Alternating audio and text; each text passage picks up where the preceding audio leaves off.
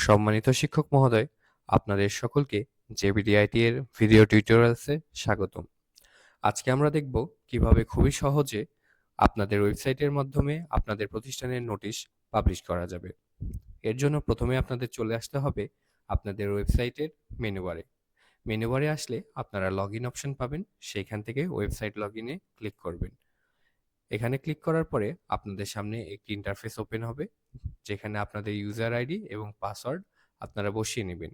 এরপরে সেখান থেকে লগইন অপশনে ক্লিক করলে আপনাদের সামনে এই ড্যাশবোর্ডটি ওপেন হয়ে যাবে। ড্যাশবোর্ডটি ওপেন হওয়ার পরে আপনাদের কাজ হবে এখান থেকে নিউয়ে গিয়ে পোস্টে ক্লিক করা। পোস্টে ক্লিক করার পরে আপনাদের সামনে এই ইন্টারফেসটি আসবে। এখান থেকে তখন আপনাদের সিলেক্ট করে নিতে হবে আপনি কোন ধরনের বা কি বিষয়ের উপরে নোটিশ লিখছেন। আমরা ধরে নিচ্ছি এটি একটি পরীক্ষার নোটিশ।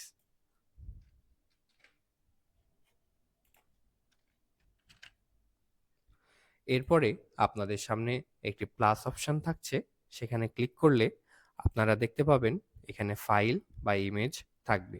যদি সেখানে ফাইল না থাকে তাহলে আপনাদের সেখান থেকে ফাইল লিখে সার্চ করে নিতে হবে।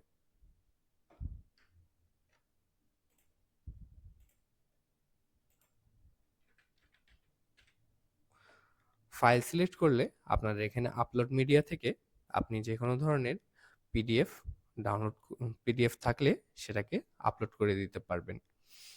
এছাড়া আপনি আপলোডে গিয়ে ছবিও আপলোড করতে পারবেন। যেহেতু আমাদের কাছে নোটিশটি ছবি আকারে আছে, আপনাদেরকে ছবি আকারে দেখিয়ে দিচ্ছি। প্লাসে ক্লিক করার পরে আপনাদের সামনে ইমেজ অপশনটি থাকবে। ইমেজ অপশনে ক্লিক করলে আপলোড আসবে।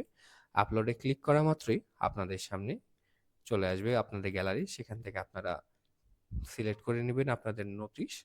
এরপর আপনারা চাইলে এই ছবিটিকে বড় করে নিতে পারেন বা ছোট করে নিতে পারেন।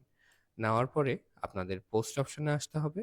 সেখান থেকে ডিসকাশন ক্লোজ করে দিয়ে এনেবল পিন বক্সটা আনসিলেক্ট করতে হবে। করার পরে যেহেতু এটি পরীক্ষার নোটিশ, সেজন্য পরীক্ষার নোটিশে ক্লিক করে দিতে সিলেক্ট করে নিতে হবে। এরপরে পাবলিশ অপশনে ক্লিক করলে আপনাদের নোটিশটি পাবলিশ হয়ে যাবে।